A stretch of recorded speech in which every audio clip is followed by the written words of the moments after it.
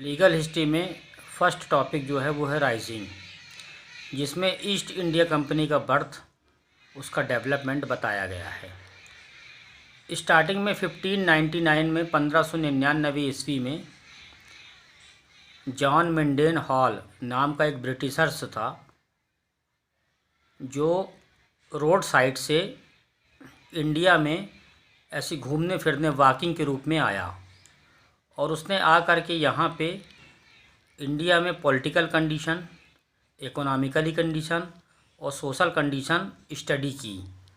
तो उसने ये पाया कि इंडिया में बिजनेस काफ़ी प्रॉफिट हो सकता है बिजनेस करने पे, और उसने यहाँ की पूरी कंडीशन घूम फिर करके देखी। उसके बाद वो वापस चला गया 1599 में। ब्रिटेन में जा कर के उसने अपना एक ग्रुप बनाया, ग्रुप डेवलप किया, जो मर्चेंट नेवी का ग्रुप था, और ये प्लान किया कि इंडिया में चल करके एक कंपनी इस्टेब्लिश की जाए और बिजनेस किया जाए, क्योंकि वहाँ पे बिजनेस करना काफ़ी प्रॉफिट का गेम है। ये सोच करके उसने ईस्ट इंडिया नाम की कंपनी इस्टेब्लिश की।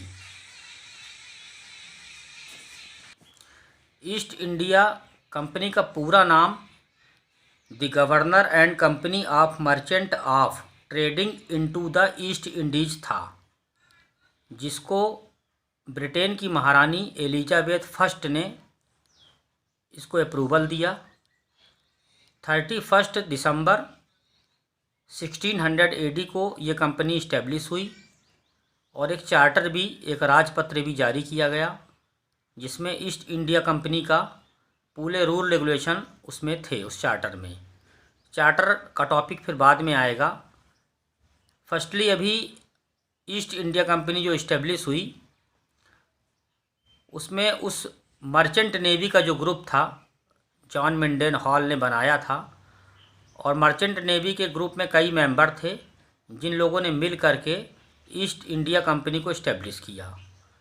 31 दिसंबर 1600 AD को ये कंपनी इस्टेब्लिश हुई।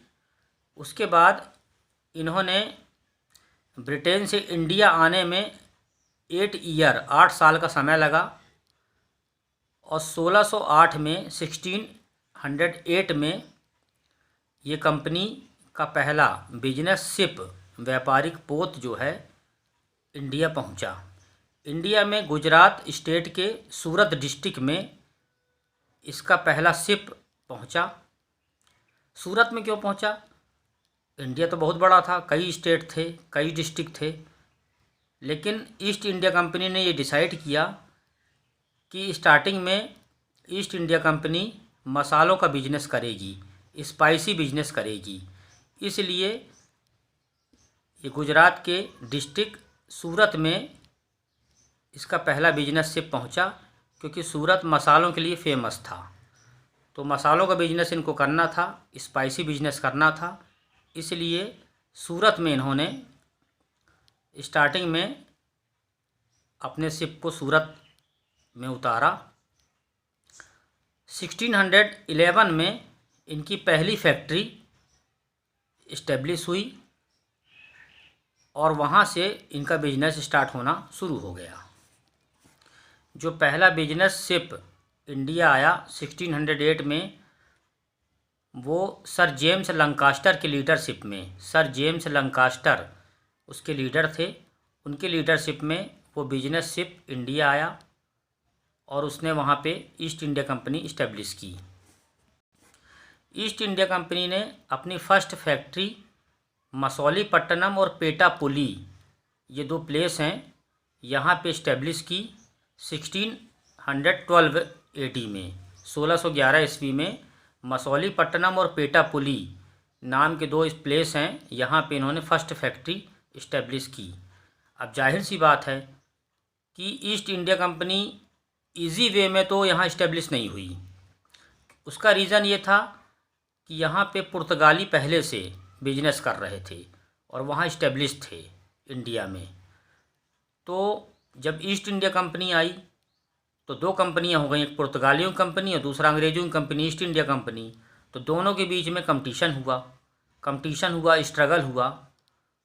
तो ईस्ट इंडिया कंपनी ने स्ट्रगल करते हुए बिजनेस इस्टेब्लिश किया। इस स्ट्रगल में ईस्ट इंडिया कंपनी की जो हेल्प मिली वो डच कंपनी से मिली। डच लोग भी यहाँ पहले से बिजनेस कर रहे थे और पुर्तगालियों से डच लोगों का स्ट्रगल चल रहा था। तो डच लोगों ने ईस्ट इंडिया कंपनी का फेवर किया और उसी फेवर का रिज़ल्ट ये हुआ कि 1612 में पुर्तगालियों का एक अटैक हुआ ईस्ट इंडिया कंपनी पर। उस अटैक को कैप्टन बोस्टन की लीडरशिप में अंग्रेज़ों ने फेल कर दिया और उस अटैक को फेल करने के बाद अंग्रेज़ थोड़ा सा स्ट्रांग हुए, क्योंकि दोनों के बीच में स्ट्रगल चल रहा था। अब यहाँ पे अगर अंग्रेज़ पुर्तगालियों के अटैक को फेल कर देते हैं तो थोड़ा सा उनका जो कॉन्फिडेंस था बिजनेस को लेके वो बढ़ गया। आफ्टर दिस 1613 में, चूँकि यहाँ पे उस टाइम पे मुग़ल पीरियड चल रहा था तो जहांगीर यहाँ के किंग थे। तो अंग्रेज़ों ने या ईस्ट इंडिया कंपनी ने जहांगीर से एक ऑर्डर पास कराया 1613 में, और उस ऑर्डर में जो सूरत डिस्ट्रिक्ट थी वहाँ पे बिजनेस करने की अंग्रेज़ों ने मोनोपॉली ले ली। मोनोपॉली मीन्स कोई बाहर का आदमी सूरत में अंग्रेज़ों के अलावा बिजनेस नहीं कर सकता। इस तरह का ऑर्डर पास किया। इस तरह की मोनोपॉली उनको मिल गई कि अंग्रेज़ों के अलावा या ईस्ट इंडिया कंपनी के अलावा बाहर की कोई भी कंपनी सूरत डिस्ट्रिक्ट में बिजनेस नहीं कर सकती। तो 1613 में ईस्ट इंडिया कंपनी ने जहांगीर से ऑर्डर पास करा के सूरत डिस्ट्रिक्ट में बिजनेस करने की मोनोपॉली ले ली। 1611 में अंग्रेज़ों की फर्स्ट फैक्ट्री मसौलीपट्टनम और पेटापुली, ये दो प्लेस हैं, यहाँ पे इस्टेब्लिश हुई 1611 ईस्वी में। इसके बाद 1613 में 1613 ईस्वी में मोनोपॉली मिल गई सूरत में बिजनेस करने की। आफ्टर दिस 1615 में ब्रिटेन के जो सम्राट थे, ब्रिटेन के जो किंग थे सर जेम्स प्रथम, उन्होंने एक अपना रिप्रेजेंटेटिव ग्रुप प्रतिनिधिमंडल भेजा भारत, जो यहाँ पे बिजनेस कॉन्टैक्ट करने के हिसाब से 1615 से लेके 1618 तक 3 साल तक इंडिया में बिजनेस कॉन्टैक्ट करता रहा। व्यापारिक समझौते किए उसने कई, और उसी का परिणाम ये निकला कि 1616 में अंग्रेज़ों को ईस्ट इंडिया कंपनी को यहाँ अच्छा खासा इस्टेब्लिशमेंट मिला। जो इस्टेब्लिशमेंट मिला उनको, उसमें 1616 में बंगाल की खाड़ी में अरमा नाम का विलेज है, वहाँ पे अंग्रेज़ों ने अपनी सेकंड और थर्ड फैक्ट्री इस्टेब्लिश की, और उसी का परिणाम ये निकला कि धीरे धीरे अंग्रेज़ इस्टेब्लिश होने लगे इंडिया में। 1622 ईस्वी में अंग्रेज़ों ने ओरमुज नाम के प्लेस पे कब्जा कर लिया, उस एरिया को कैप्चर कर लिया। ओरमुज एक पॉलिटिकली एरिया था जिसको कैप्चर करने से अंग्रेज़ और स्ट्रांग हो गए। तो 1622 में ओरमुज नामक प्लेस पे, ये प्लेस पहले पुर्तगालियों के कैप्चर में था, तो पुर्तगालियों से अंग्रेज़ों ने 1622 में ओरमुज नाम का स्थान छीन लिया। पॉलिटिकली स्ट्रांग होने की वजह से अंग्रेज़ बिजनेस के रूप में भी स्ट्रांग हुए। आफ्टर दिस 1632 में 1632 ईस्वी में अंग्रेज़ों ने गोलकुंडा के जो किंग थे उनसे एक ऑर्डर पास कराया अपने फेवर में, ईस्ट इंडिया कंपनी के फेवर में। उस ऑर्डर में ये था कि जो गोलकुंडा के बंदरगाह हैं, जो पोर्ट हैं, लैंड पोर्ट हैं गोलकुंडा के, वहाँ पे अंग्रेज़ों को बिजनेस करने का ऑर्डर मिल गया।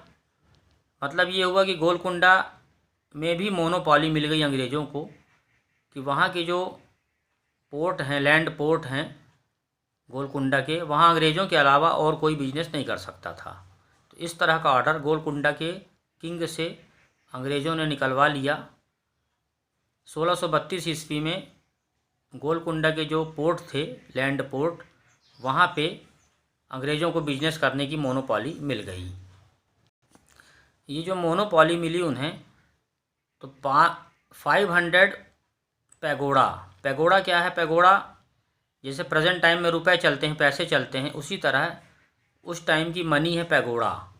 500 पैगोडा ईयरली टैक्स देने पे जो लैंड पोर्ट थे गोलकुंडा के, वहाँ पे बिजनेस करने का राइट अंग्रेज़ों को मिल गया।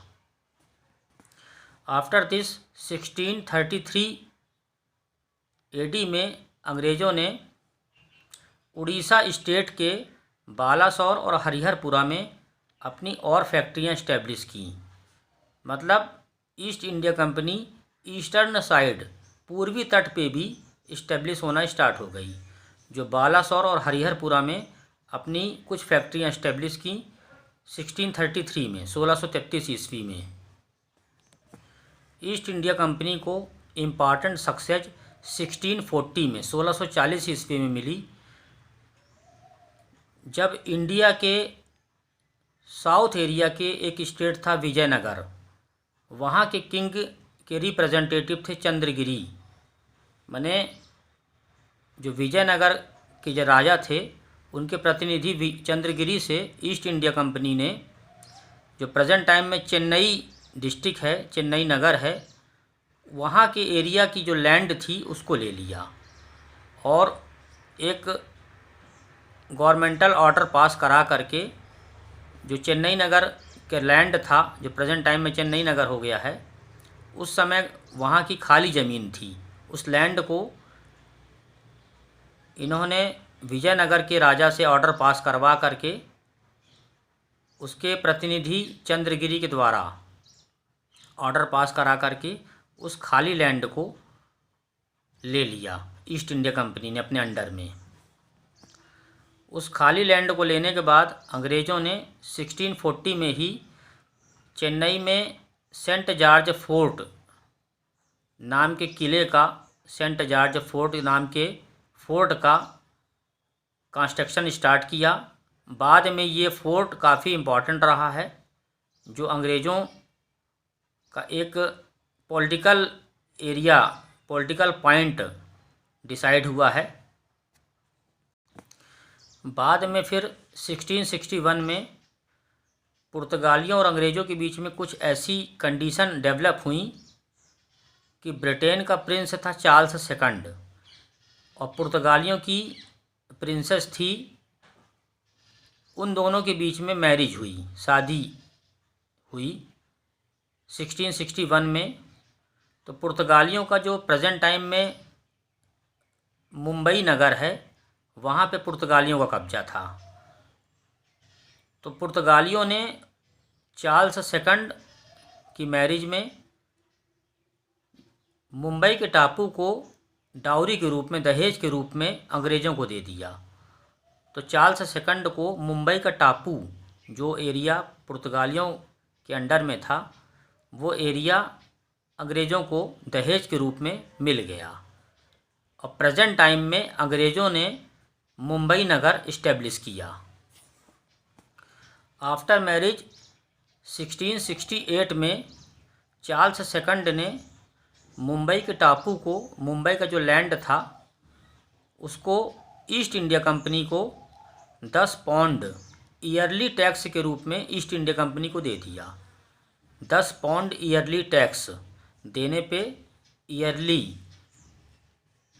टैक्स देने पे ईस्ट इंडिया कंपनी को मुंबई का टापू दे दिया। इसके बाद ईस्ट इंडिया कंपनी ने 1669 से लेके 1677 तक जो ईस्ट इंडिया कंपनी का गवर्नर था आंगियर, तो उसने इन 8 सालों में मुंबई नगर, मुंबई सिटी इस्टेब्लिश की और वहाँ पे डेवलपमेंट किया। आफ्टर दिस 1687 में कंपनी के एक ऑफिसर था जॉब चारनाक, उसने बंगाल के नवाब इब्राहिम खान से जो कलकत्ता की खाली पड़ी हुई भूमि थी, खाली पड़ा हुआ लैंड था, उसको ले लिया। और प्रेजेंट टाइम में जो कोलकाता सिटी डेवलप हुई वो अंग्रेज़ों ने ही डेवलप की। तो उस खाली लैंड को 1687 में जॉब चारनाक ने बंगाल के नवाब इब्राहिम खान से ले लिया था और बाद में कोलकाता सिटी की स्थापना की।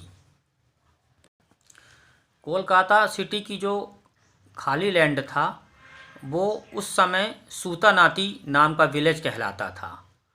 1698 में सूतानाती, कोलिकाता और गोविंदपुर ये 3 विलेज थे, इनको मिला करके कोलकाता डिस्ट्रिक्ट इस्टेब्लिश हुआ। तो 1687 में सूतानाती नाम का विलेज जॉब चारनाक ने बंगाल के नवाब इब्राहिम खान से लिया और 1698 में कोलिकाता और गोविंदपुर प्लस सूतानाती ये 3 विलेज को मिला करके कोलकाता सिटी इस्टेब्लिश की। ब्रिटेन और पुर्तगालियों के बीच में मैरिज होने से कुछ रिलेशन तो ठीक हुए, लेकिन स्ट्रगल फिर भी चलता रहा। और तब तक अंग्रेज़ों ने, ईस्ट इंडिया कंपनी ने इंडिया के बॉम्बे, कोलकाता और चेन्नई ये 3 इम्पॉर्टेंट हार्बर पोर्ट बंदरगाहों पे अधिकार कर लिया और वहाँ पे इस्टेब्लिशमेंट किया बिजनेस के रूप में। इन तीनों हार्बर पोर्ट में बिजनेस होने के साथ साथ यहाँ पे फोर्ट का भी कंस्ट्रक्शन कराया गया। मतलब 3 बंदरगाह थे, 3 किले भी थे जो बाद में काफ़ी पॉलिटिकली एरिया के रूप में डेवलप हुए। इन तीनों हार्बर पोर्ट में प्रेसिडेंसी सिटी भी इस्टेब्लिश की गई और इन प्रेसिडेंसी सिटी में ईस्ट इंडिया कंपनी ही गवर्नर अपॉइंट करती थी। तो पूरा जो उसका एडमिनिस्ट्रेशन होता था, इन प्रेसिडेंसी सिटी का एडमिनिस्ट्रेशन उस गवर्नर के हाथ में होता था, जिसको ईस्ट इंडिया कंपनी उस गवर्नर को अपॉइंट करती थी। ईस्ट इंडिया कंपनी का लंदन में जो ऑफिस था वो लीडल हॉल स्ट्रीट कहलाता था और लंदन से ही ईस्ट इंडिया कंपनी ऑर्गेनाइज होती थी। 1691 में चूँकि उस समय बंगाल का नवाब इब्राहिम खान था, तो ईस्ट इंडिया कंपनी ने एक ऑर्डर पास करा के 1691 में जो बंगाल का एरिया था उसका जो लिमिट लाइन टैक्स था, सीमा शुल्क था, 3000 ईयरली पेमेंट करने पे उस लिमिट लाइन टैक्स से छूट मिल गई ईस्ट इंडिया कंपनी को। मतलब ये हुआ कि बंगाल में ईस्ट इंडिया कंपनी बिजनेस कर रही है तो वहाँ का जो सीमा शुल्क है वो 3000 रुपये हर साल पेमेंट करने पे उस लिमिट लाइन टैक्स से, सीमा शुल्क से उनको ईस्ट इंडिया कंपनी को छूट दे दी गई। आफ्टर दिस 1715 में मुग़ल सम्राट, मुग़ल किंग जो थे वो फर्रुखसियार थे, वो बीमार हो गए, उनको कोई डिसीज़ हो गई और वो ठीक नहीं हो रहे थे। तो अंग्रेज़ों को ये लगा कि अगर इनको ठीक कर दिया जाए और बिजनेस के लिए कुछ बिजनेस कॉन्ट्रैक्ट करवा लिए जाएं तो ये काफ़ी प्रॉफिटेबल होगा हमारे लिए। तो इसीलिए डॉक्टर हैमिल्टन की लीडरशिप में अंग्रेज़ों ने एक ग्रुप ब्रिटेन से इंडिया में मुग़ल सम्राट फर्रुखसियार के ट्रीटमेंट के लिए भेजा और डॉक्टर हैमिल्टन की लीडरशिप में उस ग्रुप ने मुग़ल सम्राट फर्रुखसियार को ठीक कर दिया। तो फर्रुखसियार अंग्रेज़ों से, ईस्ट इंडिया कंपनी से काफ़ी खुश हो गए और इसी का फ़ायदा अंग्रेज़ों ने उठाया कि उनसे 3 ऑर्डर पास करवा लिए। 3 ऑर्डर में पहला ऑर्डर ये हुआ कि कलकत्ता में बिजनेस करने की मोनोपॉली ईस्ट इंडिया कंपनी को मिल गई। दूसरा ऑर्डर ये हुआ कि कलकत्ता के आसपास जो खाली लैंड था वो भी ईस्ट इंडिया कंपनी को रेंट पे मिल गया। और तीसरा ऑर्डर ये हुआ कि ईस्ट इंडिया कंपनी मुंबई में कॉइन्स का निर्माण करती थी, सिक्के ढालने का काम होता था, कॉइन्स मेकिंग होती थी। तो जो सिक्के ढाले जाते थे मुंबई में, उसको बंगाल में चलाने की परमिशन मिल गई। ये 3 ऑर्डर ईस्ट इंडिया कंपनी के मैग्ना कार्टा कहलाए। कंपनी का मैग्ना कार्टा में 3 ऑर्डर पास हुए। फर्रुख-सियार के ट्रीटमेंट करने पर डॉक्टर हैमिल्टन की लीडरशिप में ईस्ट इंडिया कंपनी ने 3 ऑर्डर पास कराए, जिसको कंपनी का मैग्ना कार्टा कहा गया। तो ईस्ट इंडिया कंपनी का मैग्ना कार्टा 1717 में पास हुआ और ये ऑर्डर काफ़ी इम्पोर्टेंट ईस्ट इंडिया कंपनी के लिए साबित हुए। आफ्टर दिस 1717 में कंपनी ने मैग्ना कार्टा पास करा करके 3 ऑर्डर पास कराए और ये 3 ऑर्डर कंपनी को काफ़ी ऊंचाइयों तक ले गए। लेकिन इधर कंपनी डेवलप होती चली गई और डच कंपनी और पुर्तगाली कंपनी काफ़ी वीक हो गई, काफ़ी कमज़ोर हो गई। लेकिन ब्रिटेन में ये बात चारों तरफ फैल गई कि इंडिया में बिजनेस करना काफ़ी प्रॉफिट है। तो ब्रिटेन के कई सारे लोग इंडिविजुअल, कुछ लोग ग्रुप्स में आकर के यहाँ पे बिजनेस करने लगे और ईस्ट इंडिया कंपनी का जो कंपटीशन था वो बढ़ गया, क्योंकि कुछ ग्रुप्स में, कुछ इंडिविजुअल, इस तरह के कई सारे लोग इंडिया आ गए और यहाँ पे बिजनेस करने लगे, जिससे ईस्ट इंडिया कंपनी का कंपटीशन जो है वो बढ़ा। ऐसी कंडीशन में अंग्रेज ही के अगेंस्ट होते चले गए और काफ़ी अंग्रेज़ों के बीच में काफ़ी स्ट्रगल स्टार्ट हो गया। तब ईस्ट इंडिया कंपनी ने ये डिसाइड किया कि इंडिविजुअल बिजनेस को ख़त्म कराया जाए और जो छोटे छोटे ग्रुप हैं उन सब ग्रुप्स को ईस्ट इंडिया कंपनी में ही मर्ज कर लिया जाए, शामिल कर लिया जाए। तो ईस्ट इंडिया कंपनी ने ये डिसीजन लिया और एक बार फिर से अपने आप को डेवलप करना स्टार्ट किया।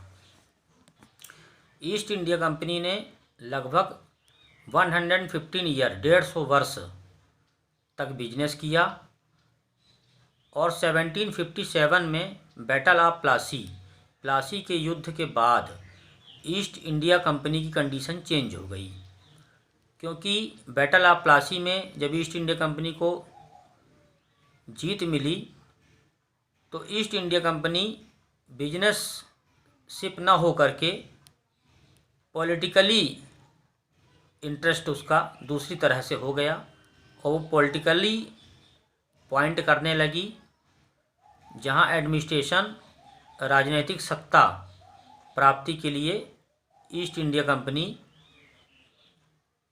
का डेवलपमेंट स्टार्ट हुआ। बैटल ऑफ प्लासी के युद्ध में बंगाल के नवाब सिराजुद्दौला थे। अंग्रेज़ों का उनसे स्ट्रगल स्टार्ट हो गया था, क्योंकि अंग्रेज़ पूरे बंगाल में बिजनेस कर रहे थे और साथ ही हर मामलों में, हर केसेस में इंटरफेयर करते थे।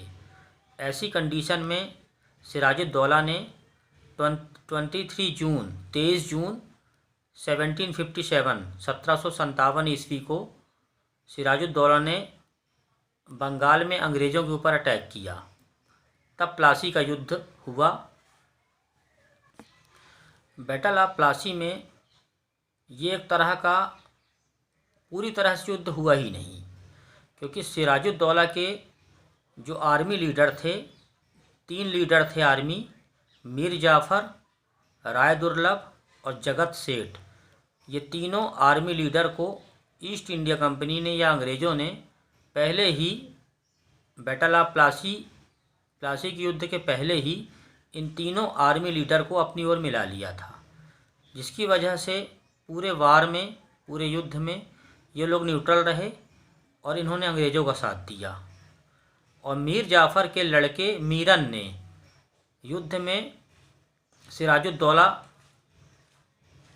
को मार दिया और मीर जाफ़र को बंगाल का नवाब अंग्रेज़ों ने बना दिया। तो इस तरह से बैटल ऑफ प्लासी में सिराजुद्दौला की हार हुई और ईस्ट इंडिया कंपनी जीत गई। और उस जीत से ही बंगाल के पूरे एरिया में ईस्ट इंडिया कंपनी पॉलिटिकली रूप में राजनीतिक सत्ता प्राप्त कर ली या मिल गई। तो इस तरह से कहा जा सकता है कि ईस्ट इंडिया कंपनी ने 115 ईयर बिजनेस किया और उसके बाद वो एडमिनिस्ट्रेशन के तौर पे इस्टेब्लिश होना स्टार्ट हो गए। बैटल ऑफ प्लासी के बाद जब अंग्रेज़ जीत गए तो उन्होंने पॉलिटिकली एडमिनिस्ट्रेशन इस्टेब्लिश करना स्टार्ट किया। बैटल ऑफ प्लासी में ईस्ट इंडिया कंपनी का लीडरशिप रॉबर्ट क्लाइव ने किया था